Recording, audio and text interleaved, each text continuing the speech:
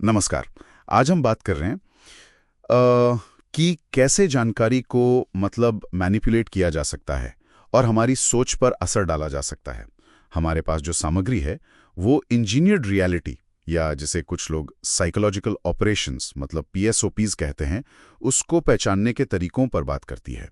और हाँ, इसमें कुछ आम जो तार्किक भ्रांतियां हैं, लॉजिकल फैलेसीज, उनका भी जिक्र है। बिल्कुल। और हमारा मकसद है इन कॉन्सेप्ट्स को थोड़ा सरल भाषा में समझना, ताकि हम जानकारी को बेहतर तरीके से परख सकें, उसके पीछे के इरादे समझ सकें और अपनी सोच को थोड़ा स्वतंत्र रख पाएं। सही कहा। तो चलिए शुरू करते हैं। ये इंजीनियर्ड रियलिटी वाला जो आइडिया है, सामग्री में एक स्कोरिंग सिस्टम और फेट मॉडल का जिक्र है। ये फेट मॉडल क्या है, थोड़ा समझाएंगी? हाँ, फेट ये एक काफी दिलचस्प फ्रेमवर्क है। FATE। F है focus, A authority, T tribe और E emotion. Focus, authority, tribe, emotion. ठीक है। हाँ, तो फोकस का मतलब है किसी एक चीज पर ध्यान खिंचवाना या शायद ध्यान भटकाना। जैसे सोचिए कोई एक ही खबर है जो 24 घंटे चल रही है, या अभूतपूर्व, ऐतिहासिक जैसे शब्द बार बार इस्तेमाल हो रहे हैं। तो सवाल उठता है कि क्यों? क्या ये वाकई इतना जरूरी है, या कहीं ये किसी और चीज से ध्यान हटाने की एक कोशिश तो नहीं? अच्छा, और अथॉरिटी? अथॉरिटी मतलब भरोसेमंद चेहरे, जाने माने लोग। कभी कभी ये लोग अचानक अपना स्टैंड बदल लेते हैं या ऐसे टॉपिक पर बोलने लगते हैं जिसके वो एक्सपर्ट है ही नहीं। हाँ, ये देखा है। तो हमें सोचना चाहिए, क्या ये वाकई उनकी राय है या कोई और उनसे बुलवा रहा है? एक तरह से विश्वसनीयता उधार लेना। समझ गया। तो फोकस ध्यान खींचने के लिए, अथॉरिटी विश्वसनीयता के लिए, और ट्राइब और इमोशन। ट्राइब यानी समूह, हम बनाम वो वाली फीलिंग पैदा करना, जैसे देशभक्त बनाम देशद्रोही या समझदार लोग बनाम इनकार करने वाले। अच्छा, बंटवारा करना। हाँ, ये बंटवारा लोगों को सोचने के बजाय सीधे किसी खेमे से जोड़ देता है। और इमोशन यानी भावनाएं, डर, गुस्सा, उम्मीद, ऐसी तेज भावनाएं जगाना ताकि लॉजिक मतलब तर्क पीछे छूट जाए।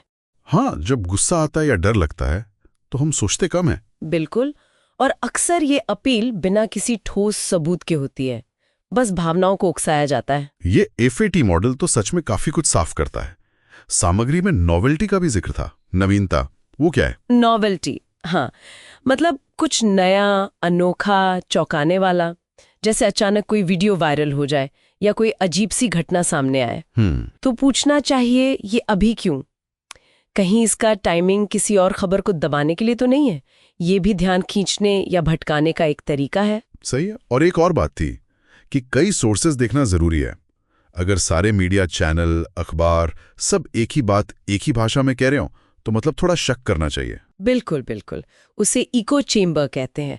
जब हर तरफ से एक ही आवाज आती है ना, तो लगने लगता है कि बस यही सच है। अलग अलग नजरिए जानना बहुत जरूरी है। और सामग्री में कॉग्निटिव डिसोनेंस के इस्तेमाल का भी जिक्र था, संज्ञानात्मक मतभेद। हाँ, वो भी एक दिलचस्प तकनीक है कि कैसे छोटी छोटी बातों पर हाँ करवा के धीरे धीरे बड़ी चीजों के लिए मना लिया जाता है। जैसे आप एक अच्छे नागरिक हैं तो ये छोटा सा काम तो करेंगे ही। सही कहा। माइक्रो अग्रीमेंट्स छोटी हाँ से शुरू करके बड़ी मांग तक पहुंचते हैं। इसी तरह इमोशनल स्क्रिप्ट्स का जिक्र है। ऐसी कहानियां जो हमारे अंदर के डर को जगाती हैं, जैसे कुछ कमी रह जाने का डर या समाज से निकाल दिए जाने का डर। और ये डर हमारे तर्क पर हावी हो जाता है।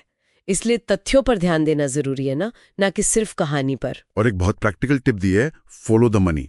पैसा कहाँ से आ रहा है, कहाँ जा रहा है। हाँ, किसको फायदा हो रहा है। इससे अक्सर असली मकसद पता चल जाता है।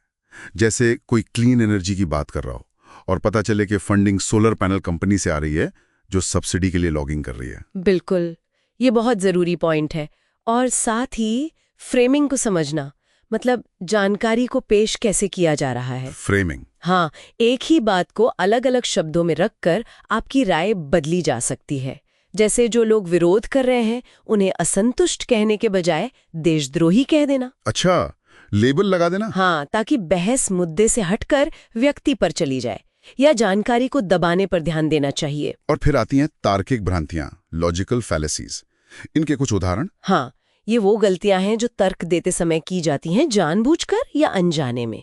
जैसे एड होमिनम, तर्क का जवाब देने के बजाय बोलने वाले पर ही अटैक करना, उसकी बात क्या सुननी, वो तो एक्स पार्टी का है। हाँ, ये तो बहुत होता है। या फिर बैंडवैगन, मान लेना कि अगर ज्यादातर लोग कुछ मान रहे हैं तो वो सही होगा, अरे सब मान रहे हैं तो सच ही होगा। भीड़ के साथ चलना। बिल्कुल। और फॉल्स डायलेमा, सिर्फ 2 ही ऑप्शन दिखाना जबकि और भी हो सकते हैं।